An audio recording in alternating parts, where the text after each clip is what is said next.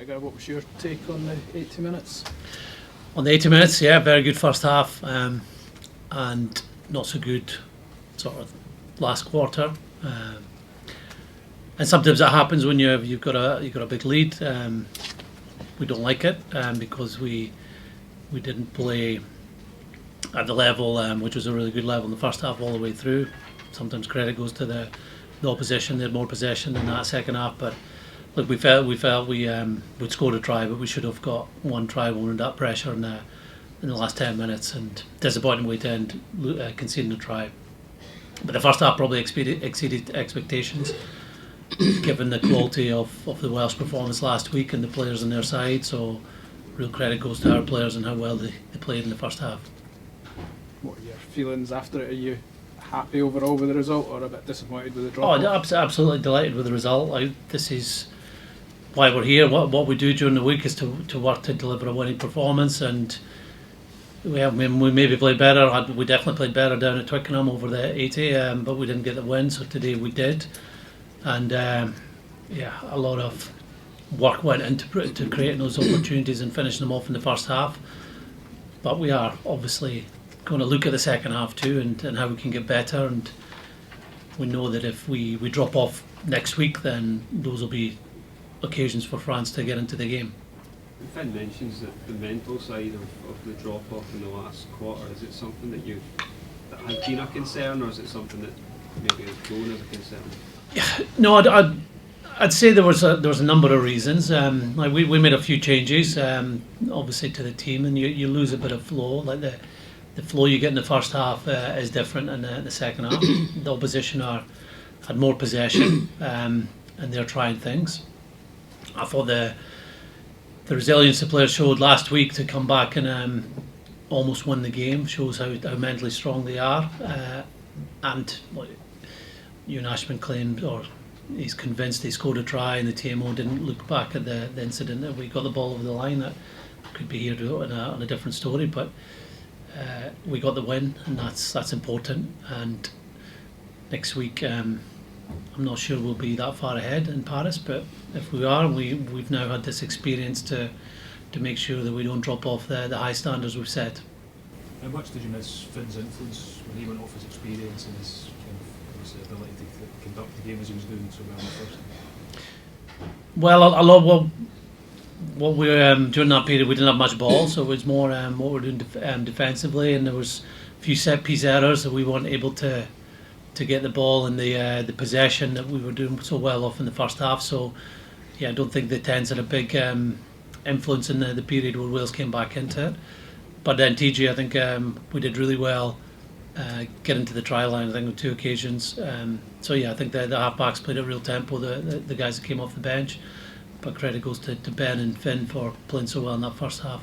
What was the issue with Rory when he came off? He just had a bang on his hip, so a real acute pain that was stopping him function at the level required.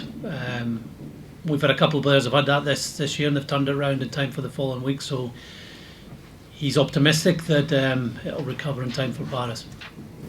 Finn spoke there obviously about having a different partner at 12 in this tournament, expecting to come in with Sione, having Stafford at the start, and then having Tom Jordan. How pleased have you been with the chemistry in that department? Yeah, really pleased. I think when Tom came off the bench against Italy, he showed that he can have a real impact at test level at 12. In November we saw it at 15, and it's his first Six Nations tournament, and he's grown in influence, connecting well with those around him, and also being a ball carrier himself. He carried a couple of times when he was at 10, which shows that side of his game. He brings lots of energy, like he's very aggressive, which is what we want in our centres. So I thought the back line really combined well. Like Duan is providing assists for the people's outside, and Blair is such a creative player, but a strike runner himself. Hugh as well, and Darcy, great to see him back. So yeah, I was pleased with the whole back line today. What was your take, Gregor, on the Wales try that was disallowed, the Fuller Murray jump over the tackle? Were you confident that was? Yeah, I think we thought straight away that you can't jump to evade a tackle, and the TMO came in and said that Jamie, who was captain at the time, was was asking the referee to check it, but the TMO had already highlighted that like it looks like we're making the tackle and someone jumps. So I thought that was an easy decision for him to make. There's no, apart from Rory, there's no other injury concerns or anything. No, I don't feel like Darcy was kind of, I don't know, he stuck on his wing for a wee bit before he took him off, or was he just knackered? No, he's fine. He got blocked on a kick chase on one occasion, and his first game back. So we were looking to make changes, and sometimes that disrupts the flow. In a different game, we might not have made those changes. But also felt obviously Kyle had played really well last week, so we thought his energy would be of benefit going into that final quarter. But I don't think there are any injuries. Just I think if there's a few knocks. We've just spoken about how important recovery is this week. It's the last game of the Six Nations. We're playing a very physical side away from home, and that was a high energy game today. We did do a lot of defending in the second half, and we had a lot of attacking in the first half. So we need to be in the best place possibly physically to give it a real crack next week.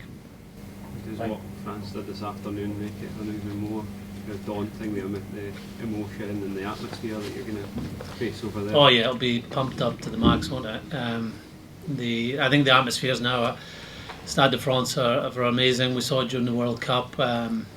They've nicked our idea of taking the background music when they sing the anthem, so that it's now just the crowd singing it at Stade de France.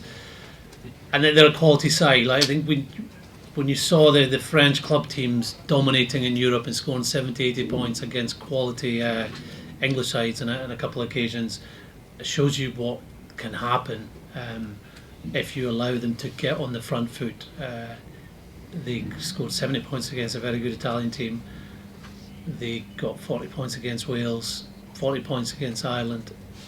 I think they could have scored 40 or 50 against England with the amount of chances they had. So just now, probably this is the toughest fixture in world rugby. They had beaten All Blacks in November, so we can't wait to be involved in it. We know they'll be going for the title, but it's an opportunity for us to go out and play against one of the best teams right now.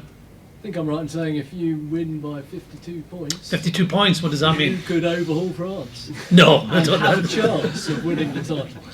Is that right? Yeah. Oh. You're 103 points behind them, points difference-wise, 5 points behind on the... We'll Anyway, have that in the back of our something to minds. think Thank you. about. I didn't know that. You've shocked me.